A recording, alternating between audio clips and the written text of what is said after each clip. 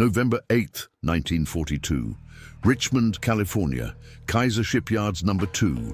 0800 hours. Henry J. Kaiser, a 60-year-old construction engineer who had never built a ship in his life, stood on the slipway watching his workers lay the keel for a new Liberty ship. The hull number was 440. The name would be SS Robert E. Peary. Kaiser checked his watch. 4 days, he said to his yard superintendent. We're going to launch this ship in 4 days. The superintendent looked at him like he was insane. Sir, the average Liberty ship takes 42 days to build. Our best time is 14 days. 4 days is impossible. Kaiser smiled. Everything is impossible until someone does it. Get to work. 4 days, 15 hours, and 29 minutes later, SS Robert E. Peary slid down the slipway into San Francisco Bay.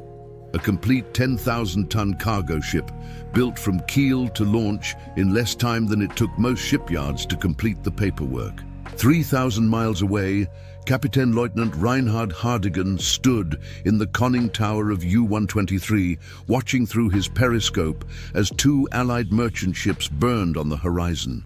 His crew had just sunk both vessels with torpedoes. 2 more Allied ships sent to the bottom, 2 more victories for the U-boat arm. Hardigan didn't know it yet, but he was fighting a war he had already lost, because while he had sunk 2 ships that day, American shipyards had launched 5 more, and tomorrow they would launch 5 more again, and the day after that, and every day until Germany surrendered. This is the story of how American industrial might, embodied in 2,710 Liberty ships built in less than 4 years, defeated the German U-boat campaign. This is the story of Henry Kaiser, a man who revolutionized shipbuilding using techniques from dam construction.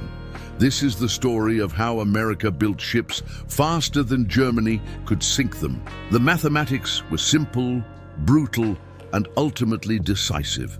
Between 1939 and 1945, German U-boats sank approximately 2,800 Allied merchant ships. But during that same period, American shipyards built over 5,000 merchant vessels. The U-boats were winning every battle and losing the war. September 27, 1940. London, England. Britain was desperate. German U-boats were strangling the island nation, sinking merchant ships faster than British shipyards could replace them. In September 1940 alone, U-boats sank 59 merchant ships, totaling 295,000 tons. At that rate, Britain would run out of ships before running out of will to fight. The British merchant shipbuilding mission arrived in America with an urgent request: build us cargo ships. Lots of them. Quickly. American shipyards were skeptical. Traditional shipbuilding was a craft, requiring skilled workers and taking months per vessel. The British wanted hundreds of ships built in a fraction of the normal time. It seemed impossible. But one man saw opportunity where others saw impossibility. Henry J. Kaiser was a construction magnate who had built the Hoover Dam, the Grand Coulee Dam, and the Oakland Bay Bridge. He understood mass production, prefabrication, and assembly line techniques. He looked at the British specifications for a 10,000-ton cargo ship and thought, this is just construction, but floating. Kaiser had never built a ship. His closest experience with maritime engineering was building cofferdams for hydroelectric projects. But he understood the fundamental principle that would win the war. Apply industrial mass production techniques to shipbuilding, and you can build faster than anyone thought possible. In December 1940, Kaiser won a contract to build 30 cargo ships for Britain. He immediately began constructing the Richmond shipyards in California, using techniques that would have horrified traditional shipbuilders but delighted industrial engineers. The design Kaiser would build was called the EC-2SC-1, quickly nicknamed the Liberty ship after President Roosevelt's 4 Freedoms speech. The design was based on a simple British tramp steamer, 441 feet long, 10,000 tons displacement, capable of carrying 9,000 tons of cargo with a top speed of 11 knots. Traditional shipbuilders looked at the Liberty ship design and sneered. It was ugly, slow, and built to minimal standards. British merchant sailors called them ugly ducklings. German naval architects who examined captured plans dismissed them as inferior to proper German maritime engineering. They completely missed the point. The Liberty ship wasn't designed to be good. It was designed to be good enough and built in overwhelming numbers. December 27, 1941, Richmond Shipyard No. 1. The first Kaiser-built Liberty ship, SS Ocean Vanguard, was launched 150 days after the keel was laid. By traditional shipbuilding standards, this was remarkably fast. By Kaiser's standards, it was unacceptably slow. Kaiser studied every aspect of the construction process, identifying bottlenecks and inefficiencies. What he discovered revolutionized shipbuilding. Traditional ships were built by riveters working inside the hull, painstakingly fastening thousands of metal plates together with hot rivets. It was skilled work, requiring years of training. Each Liberty ship required approximately 250,000 rivets, and riveting was the slowest part of construction. Kaiser's solution was simple: use welding instead of riveting. Welding was faster, required less skilled labor, and created stronger joints. Each Liberty ship required 50 miles of welding, but welding crews could complete in days what riveters needed weeks to accomplish. More revolutionary was Kaiser's prefabrication system. Instead of building ships linearly from keel to superstructure, Kaiser's yards constructed entire ship sections simultaneously in workshops away from the slipway. Hull sections, deck sections, superstructure components, all built separately, then assembled like a giant jigsaw puzzle on the slipway. This allowed multiple teams to work simultaneously rather than sequentially. Where traditional shipbuilding required one team to finish before the next could start, Kaiser's system had dozens of teams working in parallel. The results were dramatic. By mid-1942, Kaiser's yards were completing Liberty ships in 42 days. By late 1942, the average construction time had dropped to 30 days, and in November 1942, Kaiser set out to prove just how fast a ship could be built. November 8, 1942, the Robert E. Peary Challenge. Kaiser announced a competition between his shipyard crews. Who could build a Liberty ship fastest? The winner would receive war bonds and national recognition. More importantly, they would prove to the world, and especially to Germany, that American industrial capacity was unstoppable. Yard No. 2 in Richmond accepted the challenge. The ship would be SS Robert E. Peary, hull number 440. The keel was laid at 800 hours on November 8th. Prefabricated sections had been prepared for weeks in advance. Every component was ready. Every worker knew their role. The plan was executed with precision that would have impressed any military operation. Day 1, keel laid, bottom hull sections welded in place. Day 2, side hull sections erected, main deck sections positioned. Day 3, superstructure components installed, internal systems begun. Day 4, final welding completed, painting begun. At 23:29 hours on November 12th, 4 days, 15 hours, and 29 minutes after the keel was laid, SS Robert E. Peary slid down the slipway into San Francisco Bay, a complete 10,000-ton cargo ship built in less time than most people take for a vacation. The record would never be broken. 3 days later, after outfitting and sea trials, SS Robert E. Peary was loaded with 10,000 tons of cargo and sailed for the Pacific Theater. From keel laying to cargo delivery, 7 days. The message to Germany was clear. America could build ships faster than U-boats could sink them. March 1943. U-boat headquarters, Berlin.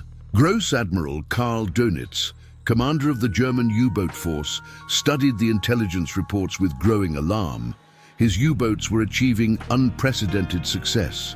In March 1943 alone, they sank 108 Allied merchant ships totaling 627,000 tons. It was the peak of U-boat effectiveness, but the numbers didn't add up. Despite these losses, Allied merchant shipping tonnage was increasing, not decreasing. More ships were arriving in Britain every month despite the U-boat campaign. Donitz's intelligence staff provided the explanation. American shipyards were launching an average of 140 merchant ships per month. Even at peak U-boat effectiveness, they could only sink 100 ships per month. The net result was 40 additional ships entering Allied service every month. "This is impossible," Dönitz said. "No nation can build ships that quickly. The reports must be wrong." His chief of staff showed him reconnaissance photographs from neutral sources. "The photographs confirm it, Herr Gross Admiral. The Americans have converted automobile factories to produce ships using assembly line techniques. They are building merchant vessels the way they build cars."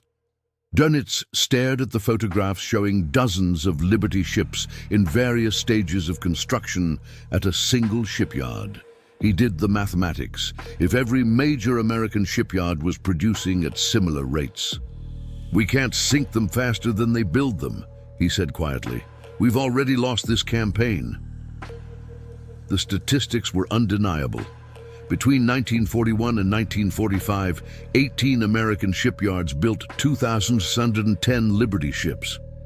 At peak production in 1943, American yards were launching 3 Liberty ships every 2 days, faster than Germany could produce torpedoes to sink them.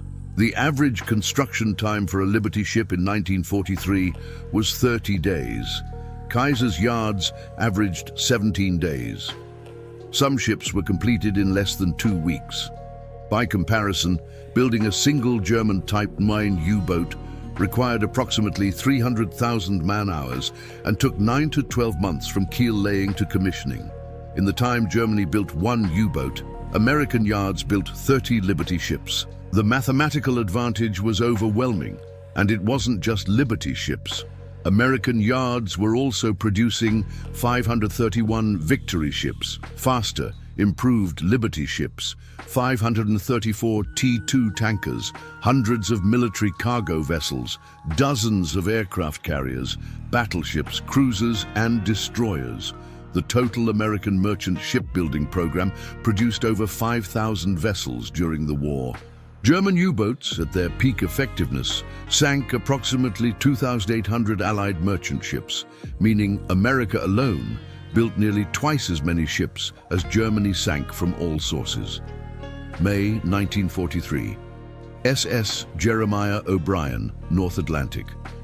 Third Officer Robert Milby stood watch on the bridge of SS Jeremiah O'Brien, one of hundreds of Liberty ships making the dangerous Atlantic crossing. The convoy consisted of 45 merchant ships, including 23 Liberty ships, protected by escort destroyers and corvettes.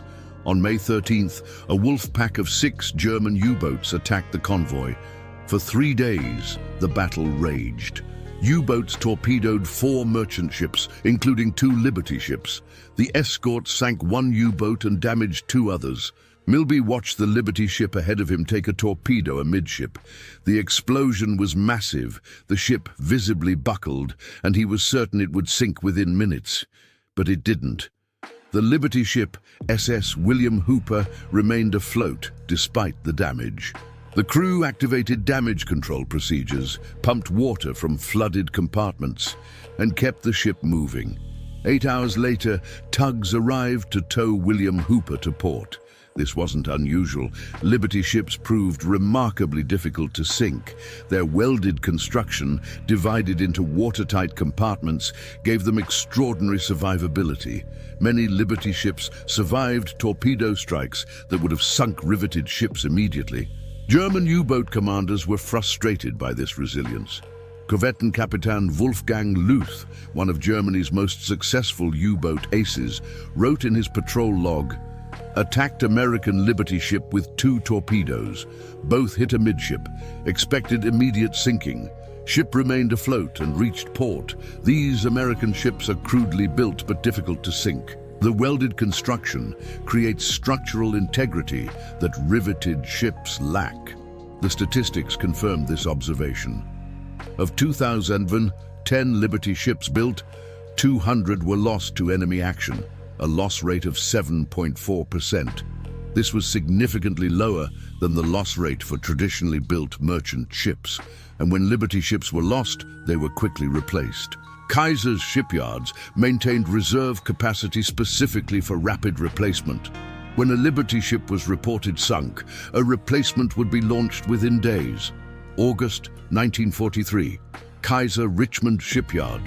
By mid-1943, Kaiser's shipyards employed over 90,000 workers, operating in 3 shifts, 24 hours a day, 7 days a week. The workforce included thousands of women, African Americans, and workers with no prior shipbuilding experience. Traditional shipyards had relied on skilled craftsmen who had learned their trade over years. Kaiser's system divided shipbuilding into simple, repetitive tasks that could be learned in days. Welders learned to weld one type of joint and did that same joint repeatedly. Assembly workers specialized in installing specific components. This division of labor, borrowed from automobile manufacturing, allowed Kaiser to achieve unprecedented production rates with minimal training. A worker could be hired on Monday and be productively contributing to ship construction by Friday. The scale was extraordinary. At peak production, Kaiser's 4 West Coast shipyards were launching 1 Liberty ship every day, employing 90,000 workers, consuming 300 tons of steel per ship, using 50 miles of welding rod per ship, installing 2,000 tons of equipment per ship. The economic impact was immense. Each Liberty ship cost approximately $2 million to build in 1943 dollars. The entire Liberty ship program cost $5.5 billion. By comparison, Germany's entire U-boat program cost approximately $3 billion and produced 1,156 U-boats. America was building twice as many ships as Germany built submarines at nearly the same total cost, while also producing thousands of aircraft, tanks, and other weapons. November 1943. The tide turns. By late 1943, the Battle of the Atlantic had decisively turned in the Allies' favor. Improved convoy tactics, better anti-submarine weapons, escort carriers, and long-range patrol aircraft made U-boat operations increasingly hazardous. But the fundamental shift was mathematical. Even when U-boats successfully attacked convoys, the net result favored the Allies. A typical successful U-boat attack might sink 2 to 3 merchant ships while losing 1 U-boat to escorts. But those 2 to 3 merchant ships were replaced within a week, while the U-boat took a year to replace. Captain Lieutenant Hardigan, the same U-boat commander who had celebrated sinking 2 ships in November 1942, wrote in his memoir, "We were winning every battle, but losing the war. I sank 12 Allied ships in my career, but I learned later that on the day we sank our first ship, American shipyards launched 5 new ones. How do you win a war against such industrial capacity?" May 1945, the final accounting. When Germany surrendered, the Liberty ship program stood as one of the greatest industrial achievements in history. 2,710 Liberty ships built, 18 American shipyards involved, average construction time, 42 days. Fastest construction, 4 days, 15 hours, 29 minutes. SS Robert E. Peary. Total tonnage, 27.1 million tons. Cost, $2 million per ship. Peak production, 3 ships every 2 days. German U-boat campaign results: 156 U-boats built, 783 U-boats lost, 2,779 Allied merchant ships sunk, all nations, all causes, 14.5 million tons of Allied shipping destroyed. The mathematics told the story. America built more merchant tonnage, 27.1 million, than Germany sank from all Allied sources, 14.5 million. And this was just Liberty ships. Total American merchant construction exceeded 38 million tons. The U-boat campaign had failed, not because German submarines were ineffective, but because American shipyards were more productive than German torpedoes were destructive. Post-war assessment. Gross Admiral Dönitz, in his post-war interrogation, was asked about the failure of the U-boat campaign. His response was candid. We understood that the Americans were building many ships. What we didn't understand was the scale. Our intelligence estimated American production at perhaps 30 to 40 ships per month. We believed this was sustainable with sufficient U-boat pressure. The reality was over 140 ships per month at peak production. This was beyond our comprehension. We calculated that sinking 700,000 tons of Allied shipping monthly would cripple their logistics. We achieved this in March 1943, our greatest success. But that same month, American shipyards added 1.2 million tons of new shipping. We were winning tactically and losing strategically. Every successful U-boat patrol was meaningless because American production overwhelmed our sinking rate. The Liberty ship represented something we never counted: industrial mass production applied to warfare. We built U-boats as precision weapons, each carefully crafted. The Americans built ships the way they built automobiles, quickly, efficiently, in overwhelming numbers. One other thing impressed me: the Liberty ship's design. We dismissed it as crude, inferior to proper German maritime engineering, but it was perfectly designed for its purpose. Built quickly, operated simply, survived punishment. It wasn't elegant, but it was effective. That's what won the war. Henry Kaiser's legacy. Henry J. Kaiser never built another ship after the war. His shipyards shut down in 1945, their purpose fulfilled. But his impact on shipbuilding was permanent. Before Kaiser, shipbuilding was a craft. After Kaiser, it was an industry. His techniques, prefabrication, welding, assembly line methods, became standard practice worldwide. Modern shipbuilding still uses methods Kaiser pioneered in 1941, but Kaiser's greatest legacy was proving a fundamental principle. In industrial warfare, adequate technology produced in overwhelming numbers beats superior technology produced in limited quantities. The Liberty ship wasn't the best merchant ship of World War II. It was slow, ugly, and built to minimal standards. But there were 2,610 of them, and that was enough.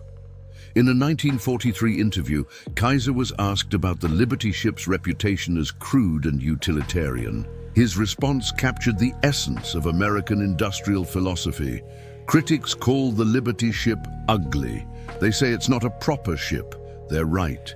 It's not beautiful, it's not fast, it's not elegant, but it floats, it carries cargo, and we can build 5 of them in the time a traditional shipyard builds one. In war, good enough in overwhelming numbers beats perfect in limited quantities every time. Epilogue. SS Jeremiah O'Brien, launched in 1943, is one of 2 surviving Liberty ships still in operating condition. It's now a museum ship in San Francisco, not far from where it was built. On the ship's bridge, a placard explains the Liberty ship program. The last paragraph reads, "Between 1941 and 1945, American shipyards built 2,610 Liberty ships, more merchant tonnage than had been built in all of human history before 1900. German U-boats sank 200 Liberty ships. America built 5 more for every 2 that were lost." This is how industrial wars are won, not by building better ships, but by building more ships faster than the enemy can destroy them. SS Robert E. Peary, the ship built in 4 days and 15 hours, served throughout the war, making multiple voyages across both Atlantic and Pacific. It survived the war and was scrapped in 1963 after 21 years of service. The record it set in November 1942 still stands. No ship of comparable size has ever been built faster. The achievement wasn't just about speed. It was about proving that American industrial capacity was limitless. German U-boat commanders learned this lesson the hard way. They could sink 2 ships, and 5 more would appear. They could sink 100 ships, and America would build 200 more. They won every tactical engagement and lost the strategic war. Because in the end, wars aren't won by better weapons. They're won by more weapons, faster logistics, and industrial capacity that the enemy cannot match. Germany built U-boats to sink ships. America built ships faster than U-boats could sink them. The mathematics was simple, brutal, and decisive.